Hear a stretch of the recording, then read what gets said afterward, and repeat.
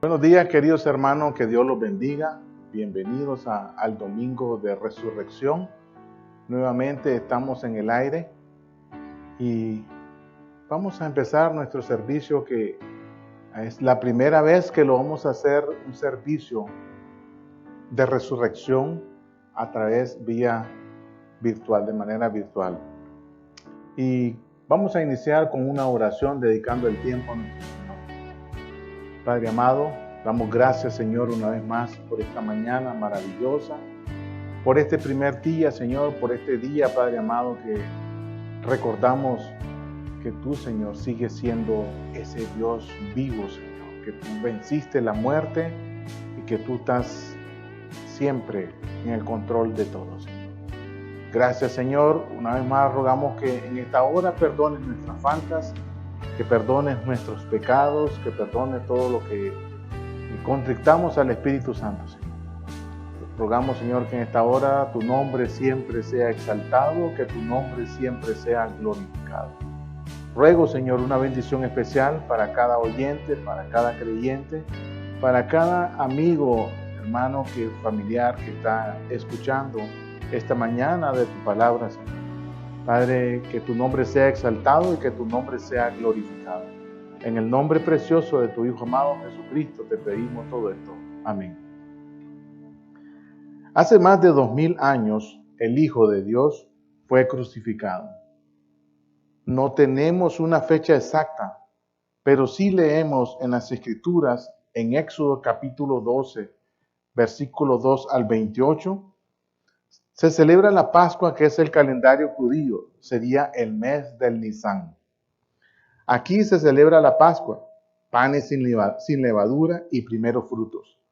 Según los tres evangelios sinópticos, Mateo, Marcos y Lucas, Jesús fue crucificado el día 15 del mes del Nisán, mes del calendario judío que toma una parte del mes de marzo y otra parte del mes de abril. En tanto que, de acuerdo con el cuarto evangelio, el de San Juan, Cristo murió no el 15, sino el 14 del Nisán, según algunos historiadores.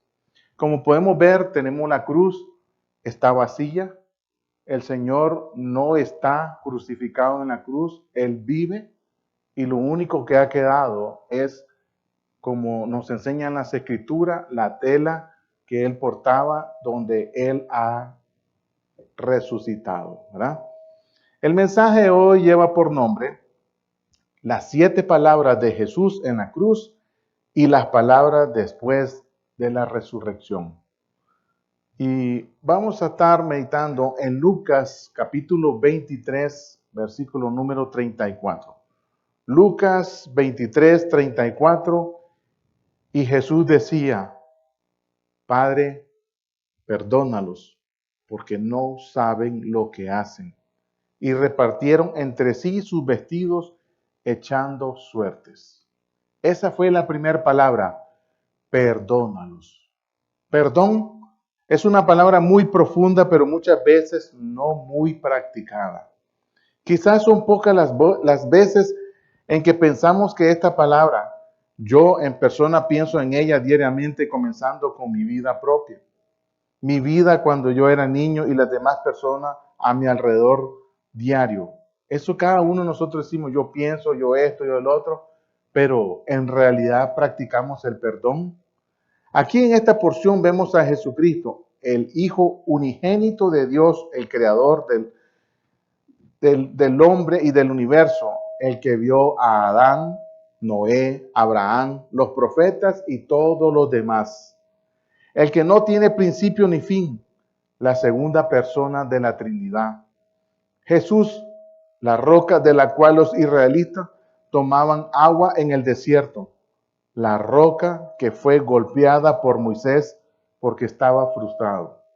Aquí estaba el Cordero perfecto, el único ser humano en la historia de la humanidad que nunca pecó en su vida entera.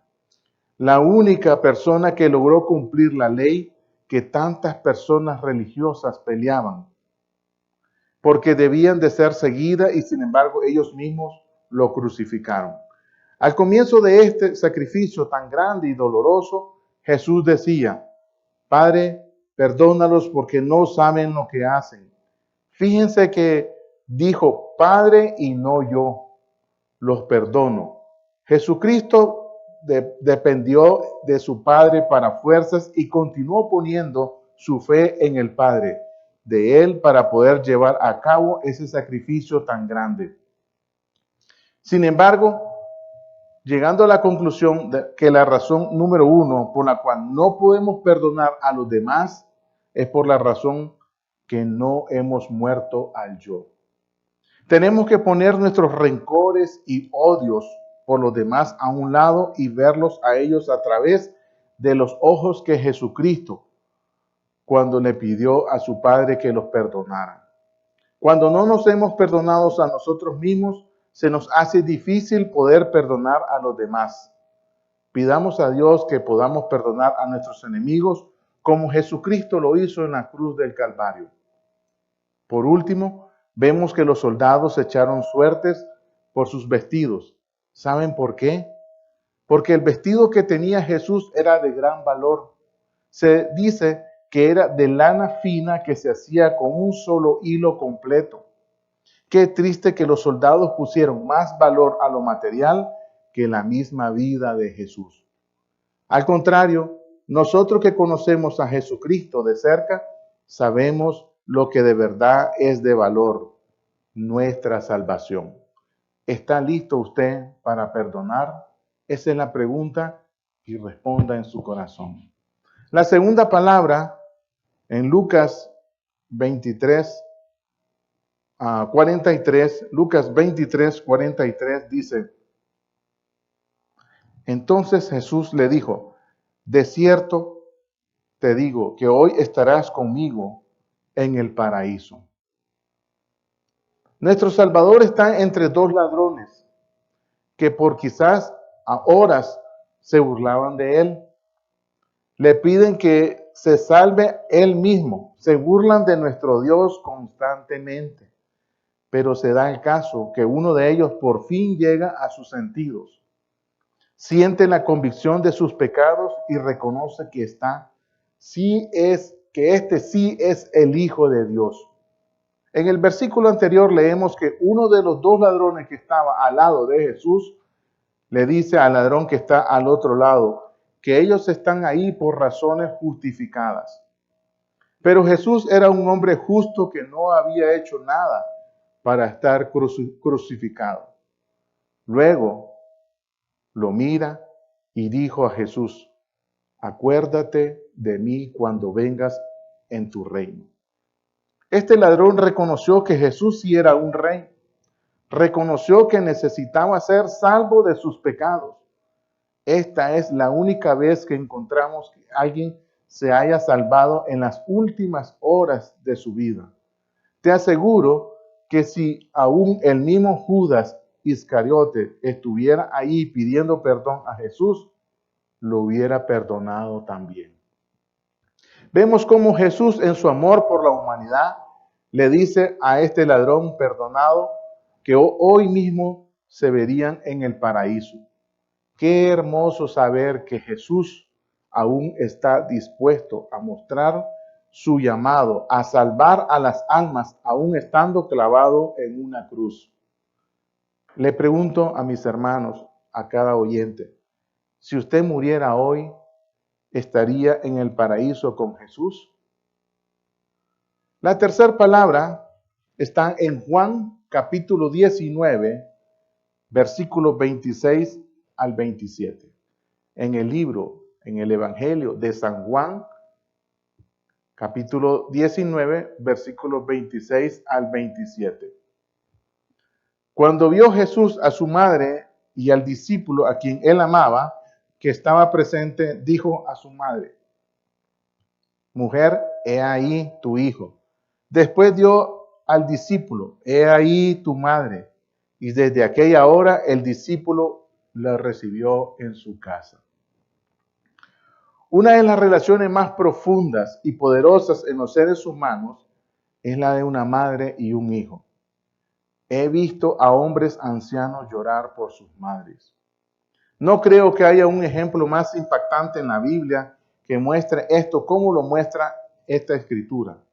María, la mujer escogida por Dios para traer a nuestro Salvador al mundo, ahora está en agonía mientras ella ve a su primer hijo crucificado en la cruz del Calvario.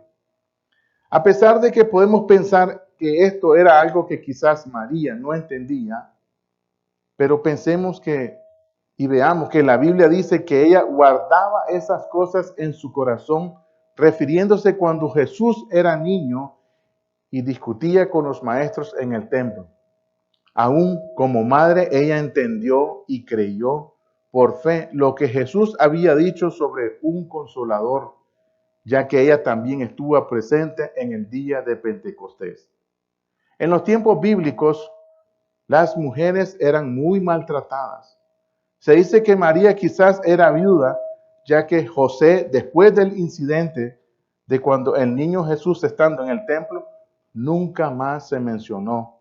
Jesús miraba a esta mujer virtuosa, sufriendo, lágrimas corriendo por sus mejillas, pasando un dolor que solo una madre puede comprender, al que ella conoció como su hijo, allí clavado por haber hablado la verdad, hecho milagros y dado pan al hambriento.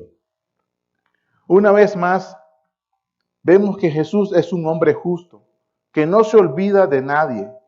En un momento indicado miró a su discípulo, amado Juan, y le encarga que él cuide a María y la recibiera como si ella fuera su propia madre.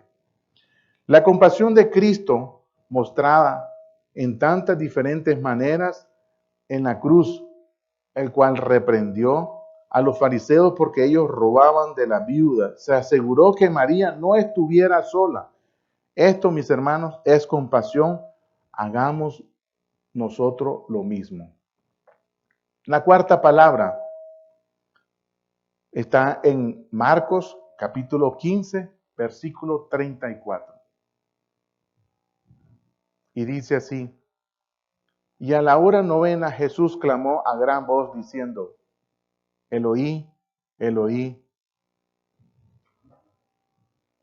lama sabatani, que traducido es: Dios mío, ¿por qué me has desamparado? Muchos han descrito el infierno como el lugar más desolado posible, porque ya no tenemos acceso al Padre desde ahí. Mientras estamos vivos, siempre tendremos acceso a nuestro Padre Celestial. Sin embargo, Jesucristo por un momento experimentó este momento en la cruz del Calvario. Vamos a Gálatas capítulo 3, versículo número 13. Gálatas 3:13. Y dice así: Cristo nos redimió de la maldición de la ley, hecho por nosotros maldición, porque está escrito: maldito todo el que es colgado en un madero. Amén. Es por esta razón que Jesucristo tomó la maldición de nuestros pecados sobre él. Cuando Jesucristo hizo este clamor, era simplemente porque al Jesucristo cargar nuestros pecados sobre él, nuestro Padre tuvo que por un pequeño momento, por más corto que fuera, apartarse de su Hijo. En otras palabras, este fue el momento que el sacrificio de la cruz del Calvario tomó su significado más crucial. Es aquí donde nosotros debemos de comprender lo que Jesús hizo por nosotros. Mientras tengamos vida, tenemos la esperanza que nuestro Padre nunca nos abandonará. Ya Jesucristo tomó esa carga por nosotros. Hagamos todo lo que sea necesario para poder comprender y apreciar lo que Jesús ha hecho por todos nosotros. La quinta palabra está en Juan capítulo 19, en el libro de San Juan, en el Evangelio de San Juan, capítulo 19, versículo 28. San Juan 19:28. Y dice así: después de esto, sabiendo Jesús que todo estaba consumado, dijo para que la escritura se cumpliese: tengo sed. Vamos a irnos a una referencia en el Antiguo Testamento, en el Salmo 69, versículos 20 al 21. Salmo 69, 20 al 21. Y dice así: el escarnio ha quebrantado mi corazón y estoy acongojado. Esperé quien se compadeciese de mí y no lo hubo, y consoladores y ninguno hallé. Me pusieron además hiel por comida y en mi sed me dieron a beber vinagre. Amén. Esto es desde en el Antiguo Testamento, en el cual ya se había dicho lo que iba a suceder. La sed es algo que todos podemos comprender. Todos hemos estado sedientes de tomar en algún punto de nuestra vida. Pero lo que está sucediendo aquí es muy diferente a tener sed. Nuestro Salvador ya lleva muchas horas después de ser golpeado y torturado en tantas formas. Ni tan siquiera le dieron ningún tipo de agua para su cuerpo maltratado. Si tomamos unos pasos atrás, de unos 3 años y medio atrás, cuando Jesús estaba por comenzar su ministerio, Él estuvo en ayuno por 40 días. Las Escrituras dicen que luego tuvo hambre. Fíjense que no dijo que tenía sed, solo hambre. Es importante recordar que Jesucristo era 100% Dios y 100% era hombre. A la misma vez, estaba sujeto a su humanidad, lo cual concluimos que era un imposible que Él no tomara agua por 40 días. Si Jesucristo hubiera intentado esto, Él se hubiera muerto, porque es imposible para un cuerpo humano durar tanto tiempo sin líquidos. Ahora vemos a Jesús declarar que su cuerpo humano tenía sed. Pero los soldados romanos, en cambio, le dieron vinagre. Es interesante ver lo que usaron como una vara, al poner una esponja para darle de beber a Jesucristo. Esto tiene un significado muy profundo. Pero si la palabra de Dios hoy en día todavía nos dice: tengo sed, ¿quiere decir que todavía tiene sed? ¿Dios tendrá sed? ¿De qué? Dios te dice hoy: tengo sed de justicia. Tengo sed de tu alabanza. Tengo sed de tu adoración. Tengo sed de tus oraciones. Tengo sed de escuchar tu linda voz pidiéndome por tus necesidades. Tengo sed de que me busques a mí. Tengo sed y deseo tomar contigo de las aguas profundas de mí. ¿Y usted qué le dará al Señor para saciar la sed de Él? ¿O lo dejará en la cruz pidiendo? La sexta palabra está en Juan, en el Evangelio de San Juan, capítulo 19, versículo número 30. Cuando Jesús hubo tomado el vinagre, dijo: consumado es. Y habiendo inclinado la cabeza, entregó el Espíritu. Nuestro apreciado Jesús ha cumplido su propósito en la tierra. El vaso que le pidió al Padre que fuera quitado de él no fue. Su Padre sabía que era necesario que el sacrificio se cumpliera. Muchas personas han preguntado por años: ¿cuál sería el segundo plan que Dios tendría si Jesucristo no tuviera que haber muerto en la cruz? La respuesta es muy sencilla: no había otro plan. Este fue el único. El fallar este cumplimiento dejaría a la humanidad sin ninguna esperanza. ¿Por qué no había otro plan? Porque Dios no es hombre para cambiar de opinión, de idea, de decisión. Él es un Dios único, verdadero y soberano. Jesucristo, en todo su conocimiento del pasado, presente y futuro, caminó en obediencia para mostrar lo que Él tenía que hacer para nosotros. Es imposible en nuestro estado humano comprender lo que este sacrificio tomó para nosotros poder recibir nuestra salvación. Cristo cumplió su propósito en la tierra. ¿Está usted cumpliendo el suyo? Si no lo está haciendo, ¿estás haciendo este sacrificio en vano para ti? La séptima palabra está en el Evangelio de San Lucas, capítulo 23, versículo número 46. Lucas 23, 46. Y dice así: entonces Jesús, clamando a gran voz, dijo: Padre, en tus manos encomiendo mi espíritu. Y habiendo dicho esto, expiró. Esta palabra expresa la oblación de la propia vida que Jesús pone a disposición del Padre. Vamos al Salmo en el Antiguo Testamento, Salmo 37, versículo número 39. Salmo 37, 39. Y dice así: pero la salvación de los justos es de Jehová, y Él es su fortaleza en el tiempo de la angustia. Amén. En Cristo todo se había cumplido, solo quedaba morir. Lo que acepta con agrado y libertad. Esteban, uno de los mártires cristianos, imitó a Cristo en la primera palabra. Lo hizo también en esta última, encomendando su espíritu en el Señor Jesús, la única vez que lo apedrearon y le quitaron la vida. Vamos a Hechos, capítulo 7, versículo 59. Hechos 7, 59.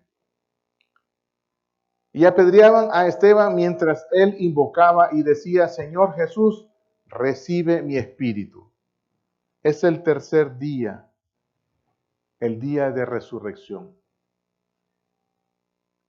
Muchos esperaron qué sucedería, especialmente los discípulos desesperados, adoloridos porque el gran maestro que los guiaba, que los alimentaba, ya no estaba en ellos y pensaban: ¿qué será de nosotros ahora? Otros estaban confundidos porque pensaron: este fue otro que solo vino, habló y lo mataron. Pero aquella persona que se arrepintió y lo reconoció como su Salvador y Señor, confió y esperó su voz. ¿Es usted el que espera por la segunda llegada del Señor? Hoy te afirma y te recuerda que Él te ama y espera que tú abras las puertas de tu corazón y ser Él tu Padre Celestial. Después, estas fueron las 7 palabras. Después que el Señor resucitó, después que el Señor caminó, salió, hubieron otras palabras de nuestro Señor Jesucristo después de la resurrección. Y vamos a ver en el Evangelio de Mateo, capítulo 18, versículo número 20. Mateo 18, 20. Y dice así la palabra de Dios: porque donde están 2 o 3 personas reunidos, congregados en mi nombre, allí estoy yo en medio de ellos. Amén. Colosenses capítulo 1, versículo 18. Y Él es la cabeza del cuerpo que es la iglesia, el que es el principio, el primogénito de entre los muertos, para que en todo tenga la preeminencia. Amén. Después de su resurrección, el Señor Jesús reunió a su alrededor a sus discípulos en Galilea, provincia despreciada por los judíos. Así rompió con todo el sistema judío y él mismo llegó a ser el centro de la congregación de los creyentes. Él, quien era el Mesías rechazado, el crucificado, mas ahora es resucitado. Los 11 discípulos se presentaron a la cita y recibieron una nueva misión y la promesa de que el Señor estaría con ellos todos los días hasta el fin. El Evangelio de Juan nos dice lo que ocurrió el domingo de su resurrección. San Juan capítulo 20, versículo 19. San Juan 20, 19. Y dice así: cuando llegó la noche de aquel mismo día, el primero de la semana, estando las puertas cerradas en el lugar donde los discípulos estaban reunidos por miedo de los judíos, vino Jesús y puesto en medio, les dijo: paz a vosotros. Amén.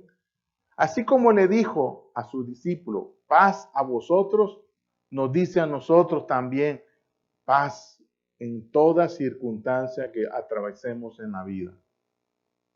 Con esto quiero concluir. Hoy en día el Señor Jesús reúne a los suyos sin necesidad de una religión basada en mandamientos, ritos y reglas.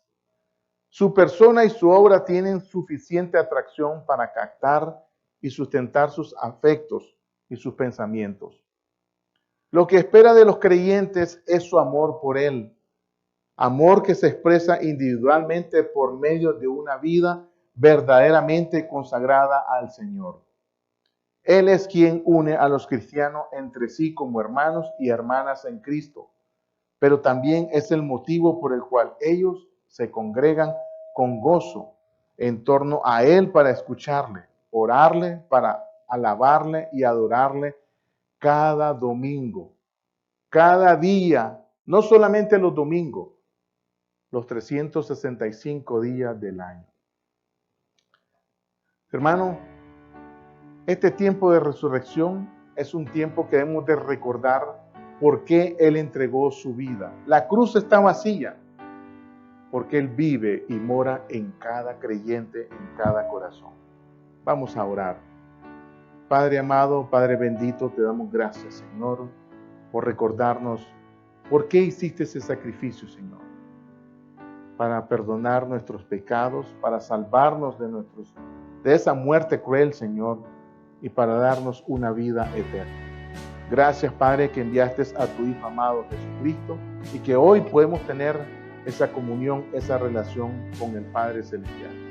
Ayúdanos a no apartarnos, Señor, de tu camino, no apartarnos, Padre amado, de tu palabra, porque tu palabra, Señor, es el alimento para nuestro espíritu. Rogamos, Señor, una bendición especial para cada uno de mis hermanos, para cada creyente, para cada oyente, para cada amigo o familiar, Padre, que este día recuerda y que no solamente sea un tiempo por este día, sino que sea todos los días. En el nombre precioso de tu Hijo amado Jesucristo te pedimos todo esto. Amén.